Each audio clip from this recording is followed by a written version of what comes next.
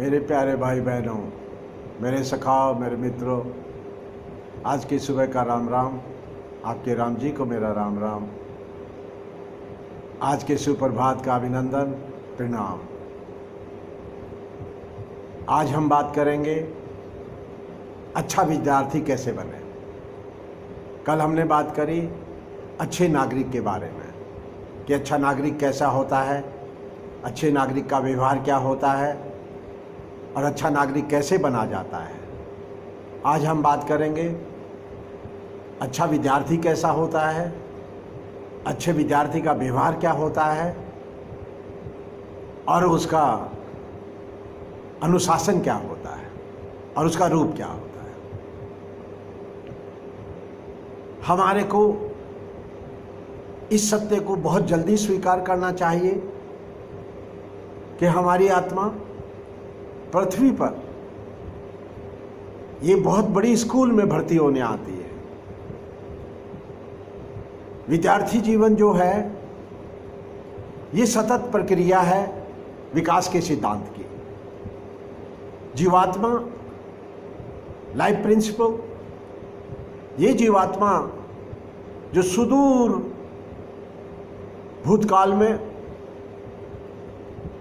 एक छोटे से बैक्टीरिया अदृश्य जीव के रूप में जो पैदा हुई चेतना, इस चेतना ने युगों युगों तक, करोड़ों साल, अरबों साल तक इसी प्रयास में, सतत प्रयास में लगी हुई है कि कैसे मैं विकास करूं। और ऐसा विद्यार्थी हमें जीवात्मा से शिक्षा लेनी है कि कैसे हम एक ऐसे विद्यार्थी बन जाएं जो इटर्नल स्टूडेंट हो, जो सनातन विद्यार्थी हो, जो अनंत युगों तक चलने वाला विद्यार्थी हो। और हम इस सत्य को स्वीकार करें कि जितने भी हमारे पुरुषार्थ हैं जीवन के, हम सारे पुरुषार्थों को विश्लेषण करके देखें तो वो सारे पुरुषार्थ क्षणभंगुर हैं, बहुत थोड़े समय के लिए हमारा साथ देते हैं और फिर बिखर जाते हैं। फिर हमें दोबारा प्रयास करना पड़ता है उनके लिए। लेकिन एक ज्ञान ऐसा अमूल्य उपहार है इस जीवात्मा के लिए और हमारे लिए कि ये युगों युगों तक चलता है। हमें जीवन में एक ही बार कोई बात सीखनी है। अगर हमने जीवन में 2+2 को 4 बनाना सीख लिया, एक ही बार सीखना है और ये हमारे जीवन पर्यंत काम आएगा। एक ऐसी महान अमर उपहार है, ये इमोर्टल गिफ्ट है और ज्ञान ही इमोर्टल गिफ्ट है, अमर उपहार है।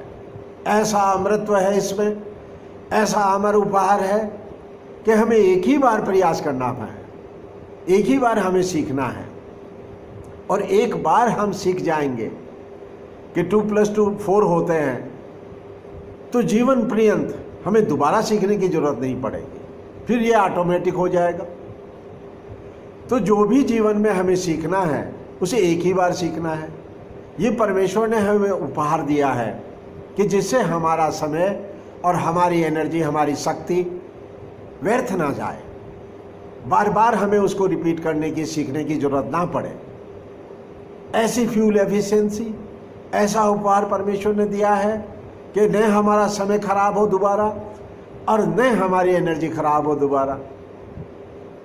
ऐसा ज्ञान का उपहार है और ऐसा अमर उपहार है। हम पुरुषार्थ करते हैं रोटी के लिए, कपड़े के लिए, मकान के लिए, धन के लिए। हम जो भी पुरुषार्थ करते हैं वो सारे पुरुषार्थों की उम्र है। हमने अच्छा खाना खा लिया, थोड़ी देर में भूख लग गई। हमने अच्छा शरबत पी लिया, फिर थोड़ी देर बाद में प्यास लग जाएगी। हमने अच्छे वस्त्र पहन लिए, लेकिन थोड़े दिनों बाद में, कुछ महीनों बाद में वो पुराने हो जाएंगे, बदरंग हो जाएंगे और फट जाएंगे। हमने बहुत अच्छा आलीशान महल बना लिया, लेकिन कुछ वर्षों बाद में वो भी बदरंग हो जाएगा और वो भी टूटने लग जाएगा, बार बार रिपेयर मांगेगा। और अगर हमने धन इकट्ठा कर लिया तो उसको भी कोई लूट के ले जा सकता है, उसको भी कोई चोर ले जा सकता है और वो भी हमसे दूर जा सकता है। और फिर हम गरीब के गरीब, फिर हम दरिद्र हो गए, क्योंकि ये लूट ले गया हमसे, कोई छीन ले गया हमसे, कोई चोर ले गया हमसे।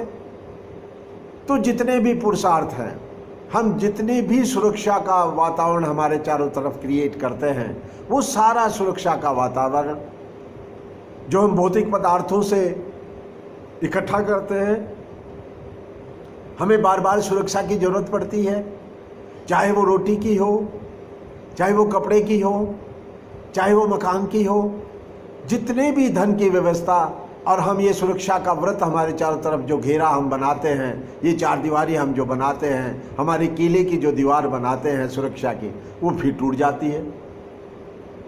तो जितने भी भौतिक पुरुषार्थ हैं वो सारे के सारे क्षण भंगुर हैं। और केवल मात्र ज्ञान एक ऐसा उपहार है जिसको न तो चोर दे जा सकता, न वो पानी में डूबे, न अग्नि जला सकती, और न कोई डाकू लूट सके, और न वो कभी घटे। और जितने पुरुषार्थ हैं वो घटते हैं, ये घटता नहीं है। इसको हम जितना काम में लेंगे उतना बढ़ेगा। जबकि दूसरे पुरुषार्थ अगर हर धन को काम में लेंगे वो घटता है, हर चीज घटती है। लेकिन केवल ज्ञान ऐसा है जो बांटने से बढ़ता है। ऐसा अनोखा उपहार परमेश्वर का हमें मिलता है इस मानव योनि में, इस पृथ्वी माता की स्कूल में, इस पृथ्वी माता के गुरुकुल में। तो हम चेष्टा करें कि हम जीवन पर्यंत विद्यार्थी रहें, और ये चेष्टा हमारी उस जीवात्मा से मेल खाती है। We can align our consciousness. हम जब हमारी खुद की चेतना का अलाइनमेंट करेंगे, तारतम्य बनाएंगे, सामंजस्य स्थापित करेंगे, हमारी जीवात्मा की सतत प्रक्रिया से, हमारे जीवात्मा के सीखने की, विद्यार्थी के उस अमर रूप की, जो जीवात्मा करोड़ों अरबों साल से सतत प्रयास में लगी हुई है विकास करने के लिए और इस ज्ञान के विकास के लिए।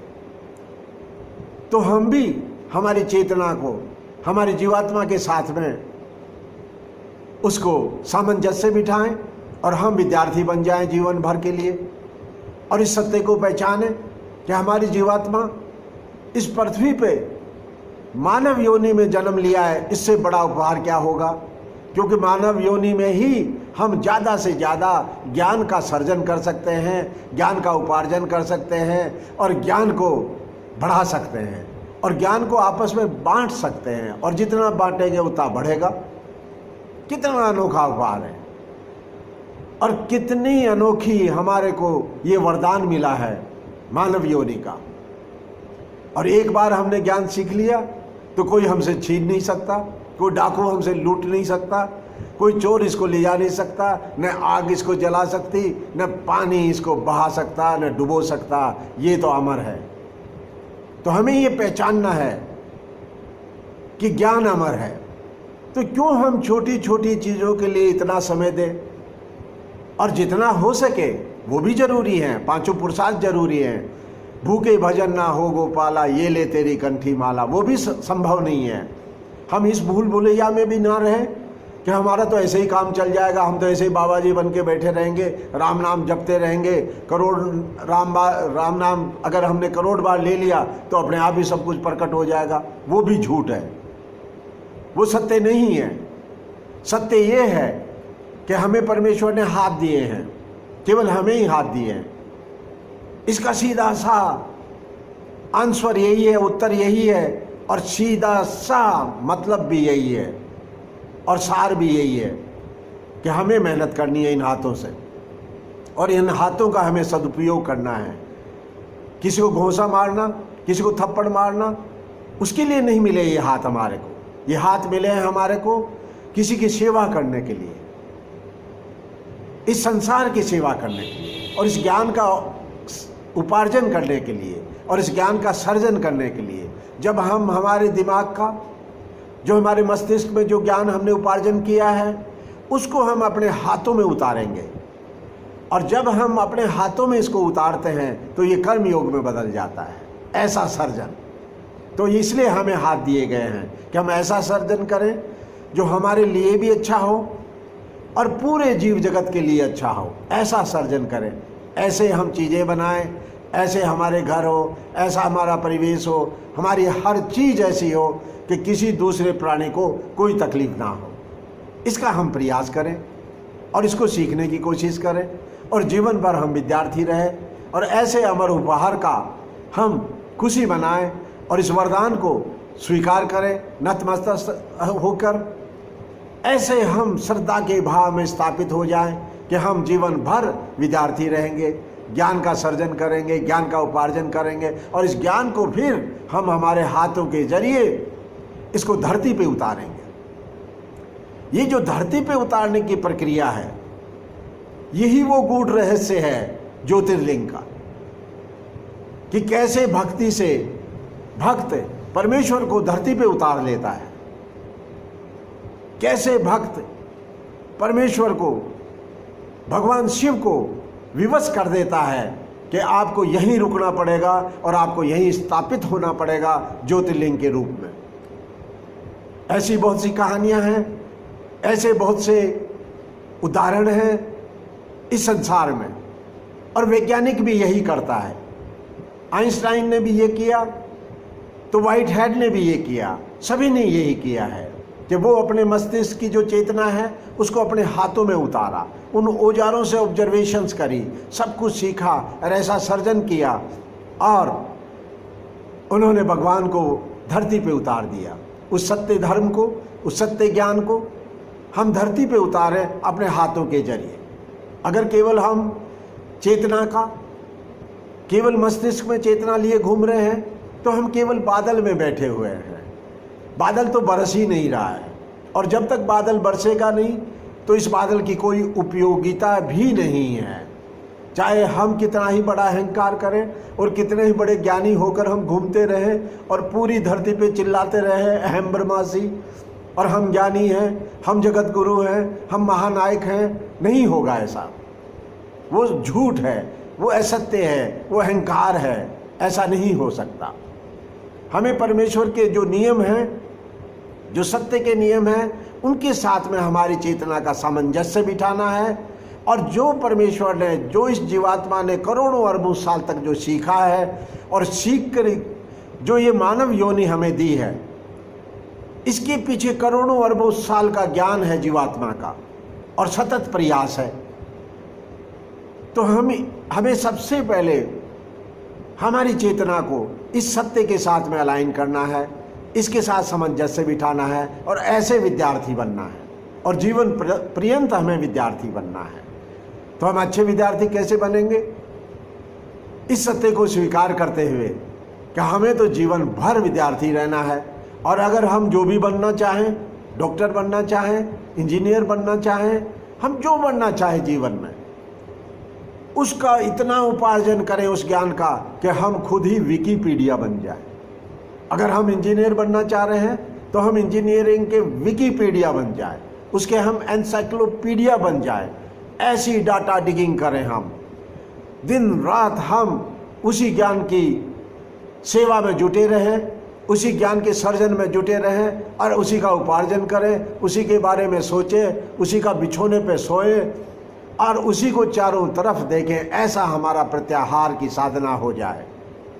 हमारी पांचों इंद्रियां उस ज्ञान के उपार्जन में 24 घंटे लगी रहें, और केवल वही देखें, वही सुने, और वही सूंघे, और वही महसूस करें, और उसी को चखें।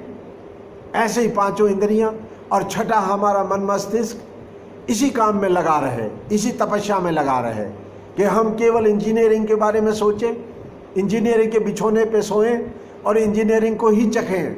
ऐसे हम एनसाइक्लोपीडिया बन जाएं, ऐसी डाटा डिगिंग करें और इसी का हम प्रसार करें। अगर हमें अच्छा लगता है फेसबुक पे रहना, हमें अच्छा लगता है कि हम सोशल मीडिया पे रहें, तो उल जलूल चीज़ों में ना अपना समय खराब करें। आप फेसबुक पे अपने इंजीनियरिंग के ज्ञान को बांटें और जितना आप इस ज्ञान को बांटेंगे, आपके विकीपीडिया से, आपकी विकी से, आप एक ऐसा विकी का पेज बना लीजिए इंजीनियरिंग का। मैं आज नाम लेना चाहूँगा और प्रणाम करना चाहूँगा श्री लक्ष्मण बुर्डक जी को। लक्ष्मण बुर्डक जी ने, जो कभी IFS थे, इंडियन फॉरेस्ट सर्विस के अधिकारी थे, और उन्होंने एक ऐसा प्रयास किया और एक ऐसा विकीपीडिया बनाया, ऐसी विकी बनाई कि जिससे समाज के एक किसान वर्ग को बाहर निकलने का मौका मिला, किसान वर्ग की व्यथा बाहर आई, किसान वर्ग का इतिहास बाहर आया, प्रकाश में आया और उनका सतत प्रयास बहुत ही सुंदर था।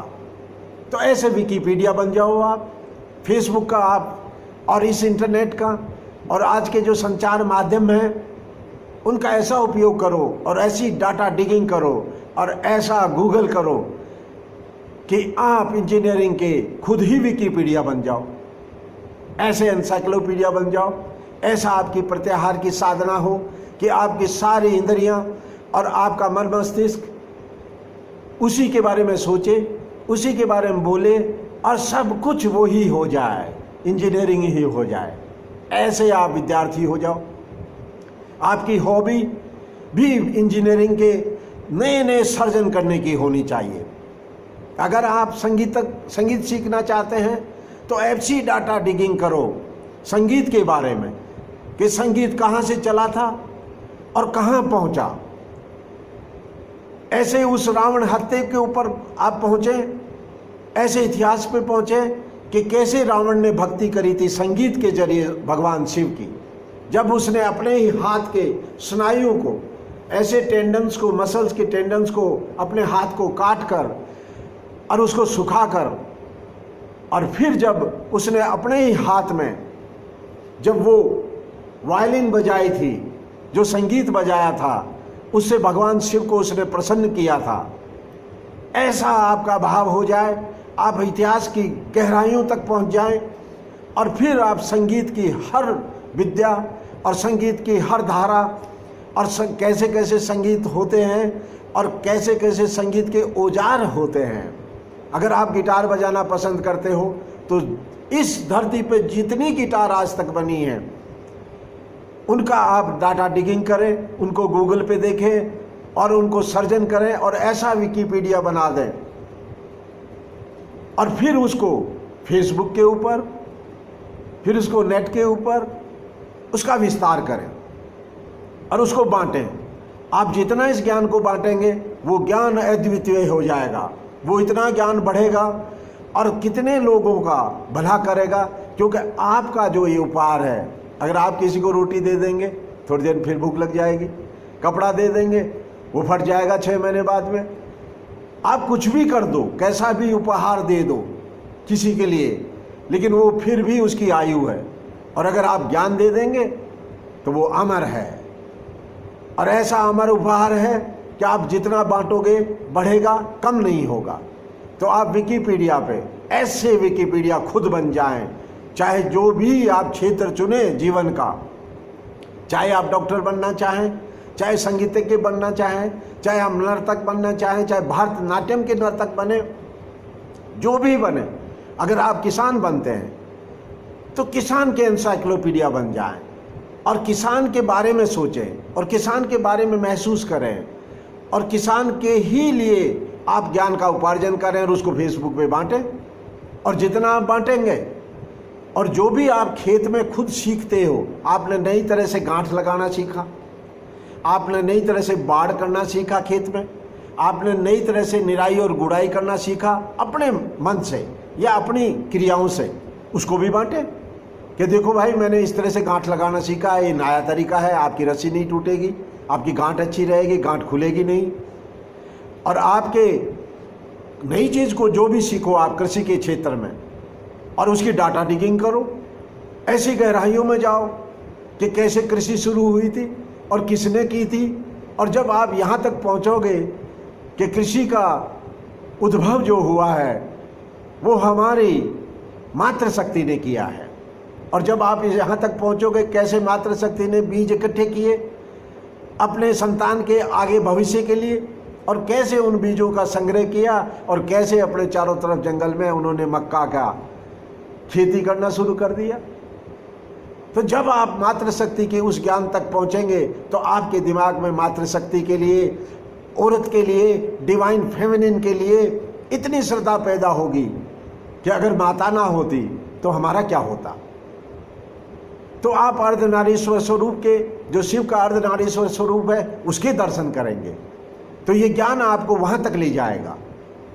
तो आप कृषि के क्षेत्र में, और फिर उस कृषि के ज्ञान को आप फेसबुक में बांटें, वो प्रसाद दें सबको।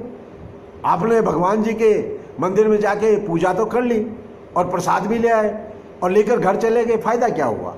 उसको समाज में बांटते चले जाओ और घर भी पहुंच जाएगा थोड़ा बहुत, लेकिन उसको समाज में बांटें।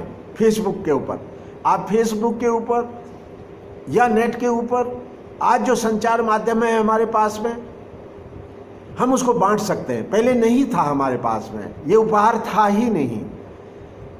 तो अगर हम फेसबुक के ऊपर हमारे गुस्से को, हमारे क्रोध को, और हमारी छुआछूत को, हमारे बंटवारे की भावना को, और हमारे तुच्छ विचारों को, और हमारे जो निम्न कोटि के जो गुण हैं, जो एनिमल वर्ल्ड से आते हैं, जो पशु चेतना है, उनके गुणों को हम फेसबुक पे नहीं बांटें।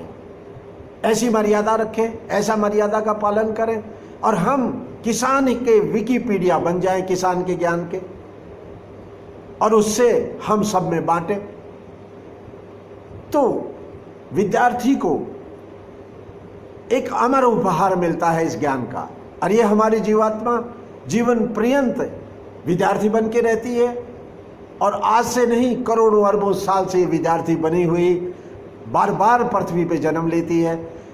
और ये चेतना का अलाइनमेंट, हमारा सामंजस्य हमारी जीवात्मा के साथ में होना चाहिए कि हम विद्यार्थी बन जाएं, सदैव के लिए विद्यार्थी बन जाएं।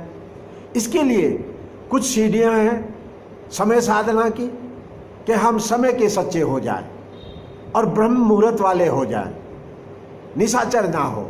रात भर पढ़ रहे हैं, पूरे दिन भर सो रहे हैं, ऐसे विद्यार्थी बनने का कोई फायदा नहीं है। हमें ऐसी समय साधना बनानी है, ऐसा टाइम टेबल बनाना है, और एक एक क्षण का, हमारे समय का उपयोग करना है। और इस पूरे समय में हमें हमारे उसी ज्ञान में स्थित रहना है। हम फिजिक्स के विद्यार्थी हैं तो फिजिक्स में ही स्थापित रहना है। अगर हम फिजिक्स की क्लास में बैठे हैं तो हम फिजिक्स के ही होके बैठे। अगर हम बायोलॉजी की क्लास में बैठे हैं, इतिहास की क्लास में बैठे हैं, हमारे गुरु के सामने, हमारे स्कूल में, हमारी कॉलेज में, तो हम इतिहास के ही बन जाएं।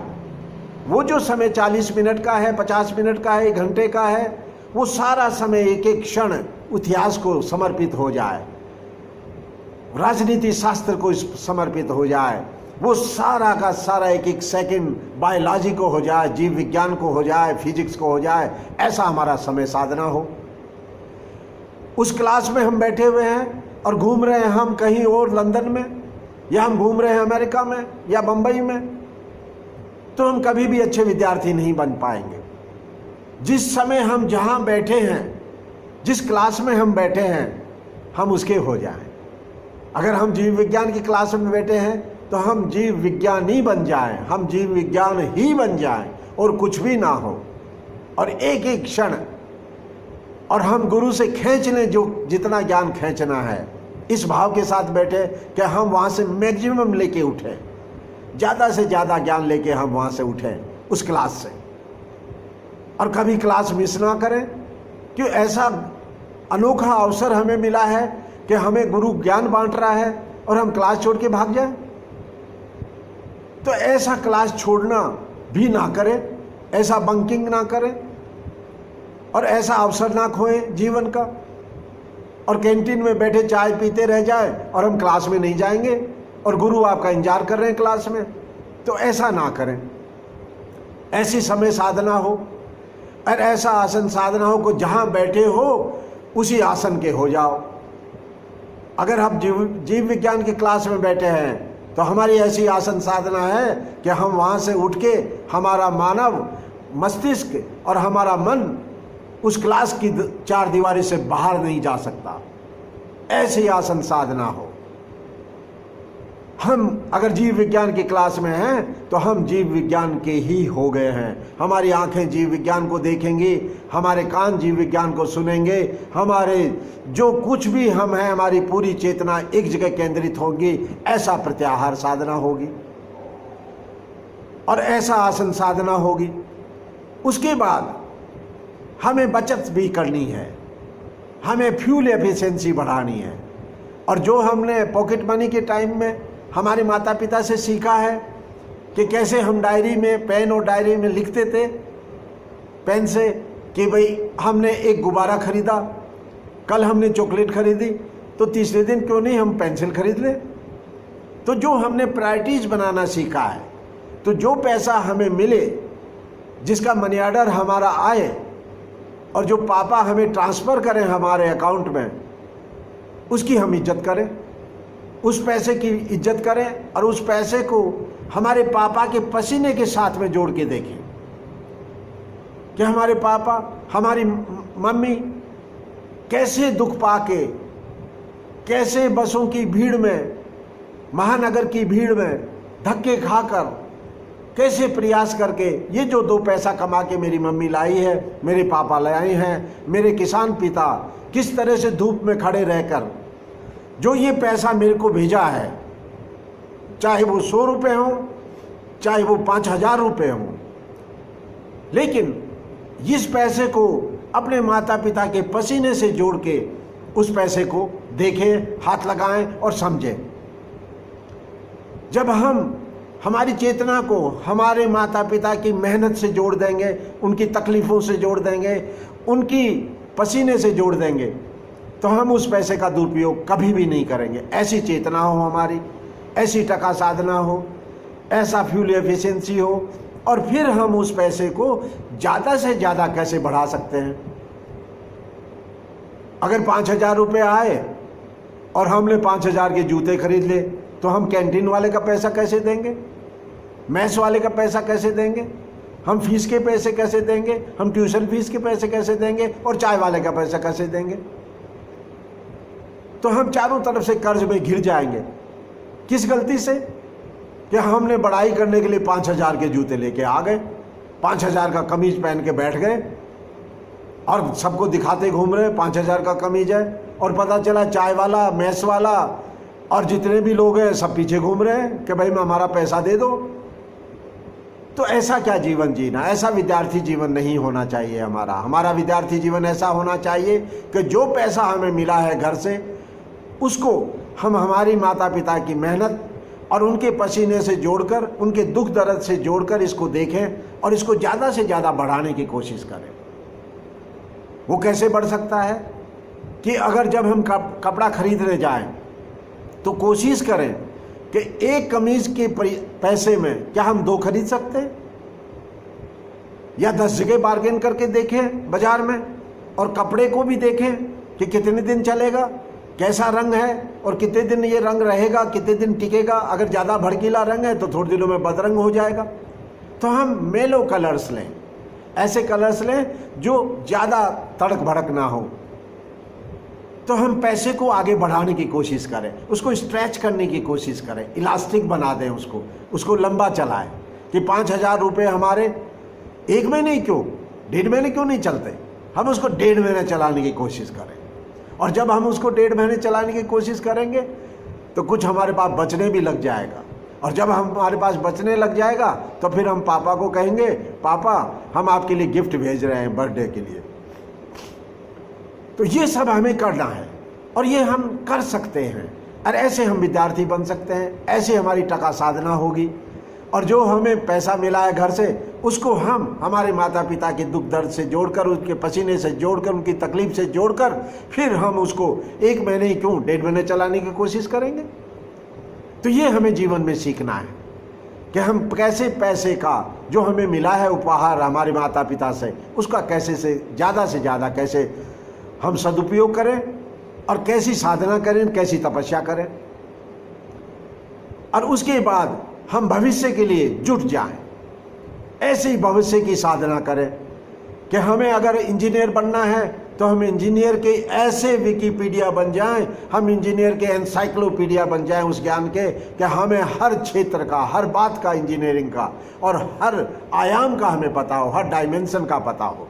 एक ही डायमेंशन को देखा इंजीनियरिंग के फ़ायदा क्या हुआ कि हम क्लास में गए, इंजीनियरिंग पढ़ के आ गए, अच्छे नंबर आ गए, हम इंजीनियर बन गए, पता चला हमारे तो एक ही डायमेंशन का पता है। हमारे को 10 डायमेंशन होते हैं, 4 दिशाएं होती हैं और 8 उप दिशाएं होती हैं, और 2 ऊपर और नीचे को और जोड़ दें तो 10 डायमेंशन होते हैं। हमें 10 डायमेंशन का ज्ञान पैदा करना है इंजीनियरिंग का, चाहे वो मेडिकल साइंसेज हो, चाहे वो एग्रीकल्चर साइंसेज हो, चाहे वो जियोलॉजी हो, चाहे वो जूलॉजी हो, चाहे वो बायोलॉजी हो, वो कोई भी सब्जेक्ट हो। जिस ज्ञान का हम उपार्जन करना चाहते हैं हम उसके एनसाइक्लोपीडिया बन जाएंगे। वैसे ही हमारी हॉबीज होंगी।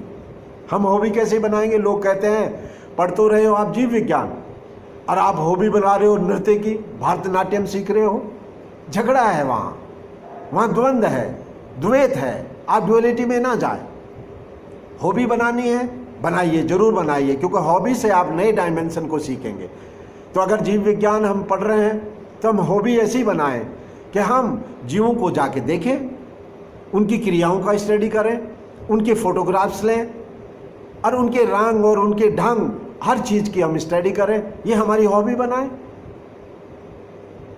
अगर हम भौतिक शास्त्र पढ़ रहे हैं या हम इतिहास पढ़ रहे हैं, तो इतिहास अगर हम पढ़ रहे हैं तो हम उनकी लिस्ट बनाएं जिन्होंने इस धरती पे अच्छे काम किए हैं और आज से लेके आखिर तक किए हैं। जो हमारी हॉबी हो, जो हमारा दिल लगता हो, जो मन लगता हो, ऐसा हम उसी सब्जेक्ट में ही हॉबी को ढूंढ ले। अगर इंजीनियरिंग के हैं और अगर हम सिविल इंजीनियर बनना चाहते हैं तो हम घरों के ऐसे ऐसे मॉडल बनाएं, लकड़ी से बनाएं, मिट्टी से बनाएं और सस्ते से सस्ता जो भी माध्यम है उससे बनाएं, चाहे कागज से ही बनाएं। तो हम ऐसी हॉबी बनाएं उसी की, उस भविष्य साधना के लिए, उसे डायमेंशन को एक्सप्लोर करने के लिए। And we must explore 10 dimensions as a student about that knowledge. अगर उस सब्जेक्ट के 10 डायमेंशंस को, 10 आयाम को अगर हमने नहीं देखा तो हमें पूरा ज्ञान नहीं है। तो हम उस ज्ञान के एनसाइक्लोपीडिया बन जाएं, ऐसे विकिपीडिया बन जाएं। और इस बात को हमेशा याद रखें कि जीवन में एक ही बार ज्ञान का उपार्जन करना पड़ता है। एक बार हमने ज्ञान सीख लिया तो वो अमर हो जाता है, जीवन भर अमर हो जाता है, और वो हमारे जन्मों जन्मों तक काम आता है, हमारी जीवात्मा के, हमारी कॉन्शियसनेस के। ऐसा अमर उपहार है ज्ञान। तो हम इस सत्य को जानें और समझें कि कैसे हम हमारे भविष्य की साधना कर सकते हैं और इस ज्ञान के उपहार का हम उपार्जन कर सकते हैं, और इस ज्ञान के उपहार को हम नतमस्तक होकर स्वीकार करें और श्रद्धा के साथ स्वीकार करें। और फिर एक बात जाते जाते कि अच्छे विद्यार्थी का ध्यान क्लास के अंदर टीचर के या प्रोफेसर के या गुरु के, आप टीचर और प्रोफेसर सोचना बंद कर दें, उनको गुरु रूप में देखें कि ये जो टीचर जो मेरे सामने खड़े हैं ये दिव्य पुरुष हैं, ये देवता हैं, क्योंकि ज्ञान देवताओं के पास होता है और ये देवता मेरे को ज्ञान का उपहार देने के लिए आए हैं और ये मेरे को ज्ञान दे रहे हैं। और ये ऐसे देवता हैं कि मैं इनके सामने इनको गुरु मानकर मेरा शीश झुकाता हूँ। और इस बात को कभी ना भूलें कि गुरु का दर्जा भगवान से भी कई बार बड़ा माना जाता है।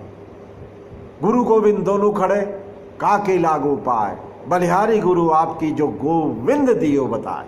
ऐसा भाव हो हमारा कि हम उस टीचर को, उस प्रोफेसर को उन नज़रों से देखें कि वो हमारे गुरु हैं और वो हमारे उपकार करता है, वो हमारे उद्धार करता है, वो हमें इस जीवन के दलदल से बाहर निकालने वाले हैं। वो ऐसे महापुरुष हैं और वो हमें कुछ बांटने आए हैं। उनकी तनख्वाह तो बहुत छोटी सी है, वो जितना दे रहे हैं उससे बहुत कम उन्हें मिलता है, लेकिन वो ऐसे महापुरुष हैं कि वो ज़्यादा से ज़्यादा संसार में बांट रहे हैं, ऐसे गुरु हैं। तो इस भाव को लेकर हमें उसको देवता स्वरूप में स्वीकार करके हम गुरु जी को देखें। और हमें गुरु जी की चप्पल नहीं देखनी है, उनके जूते नहीं देखने हैं, उनकी साड़ी नहीं देखनी है, उनकी बिंदिया नहीं देखनी है, उनके बालों का केश विन्यास नहीं देखना है कि उन्होंने क्या स्टाइल कर रखी है अपने बालों की। अगर हम उसी में उलझ गए गुरु के बाह्य रूप में, तो हम ज्ञान को नहीं ले पाएंगे। हमें वो हक भी नहीं है कि हम गुरु की चप्पलों की तरफ देखते रहे और फिर हम ये कहें अरे गुरु को तो अक्ल ही नहीं है, ये तो बिल्कुल पुराने ज़माने के हैं, इनको तो जूते पहनना भी नहीं आता, इनको तो कलर सेंस ही नहीं है और ऐसा कलर कोऑर्डिनेशन भी नहीं कर सकते। तो हम फंस जाएंगे, हम द्वंद्व में फंस जाएंगे और हम ऐसी मानसिकता में फंस जाएंगे जो बहुत ओछी है, बहुत तुच्छ है। तो हमें हमारी मानसिकता को क्लासरूम में दिव्य रखनी है और हमारे टीचर में, हमारे प्रोफेसर में गुरु के भाव से देखना है और गुरु के दर्शन करने हैं। और इस बात को याद रखते हुए गुरु गोविंद दोनों खड़े काके लागू पाए, बलिहारी गुरु आपरी जो गोविंद दियो बताए, इस रूप में देखें। और केवल मात्र बोर्ड पे वो जो लिख रहे हैं, जो अपने शब्द बोल रहे हैं, वो उतना तक ही हम सीमित रहें, हम ज्ञान पे ही केंद्रित रहें, उसी का प्रत्याहार की साधना करें। हमारी आंखें केवल ज्ञान को देखें, वो बोर्ड पे जो लिख रहे हैं उसको देखें, हमारे कान केवल उनके शब्दों को सुने और हमारा मन मस्तिष्क केंद्रित हो जाए उस ज्ञान के ऊपर, क्योंकि हमें ऐसा दिव्य ज्ञान मिल रहा है, ऐसा उपहार मिल रहा है इस जीवन में आगे बढ़ने का, विकास करने का और ऐसे महान इंजीनियर बनने का, ऐसे महान डॉक्टर बनने का, ऐसे महान नागरिक बनने का। आज की वार्ता में बस इतना ही कि कैसे हम अच्छे विद्यार्थी बन सकते हैं, अच्छे विद्यार्थी के क्या गुण होते हैं और अच्छे विद्यार्थी की क्या साधना और क्या तपस्या होती है। आपका बहुत बहुत धन्यवाद, आपके धैर्य के लिए बहुत बहुत धन्यवाद, आपके प्रेम के लिए बहुत बहुत धन्यवाद। आज के लिए बस इतना ही। आपका दिन बहुत ही मंगलमय हो, बहुत ही शुभ हो मेरे प्यारे सखाओं, मेरे मित्रों, मेरे भाई बहनों।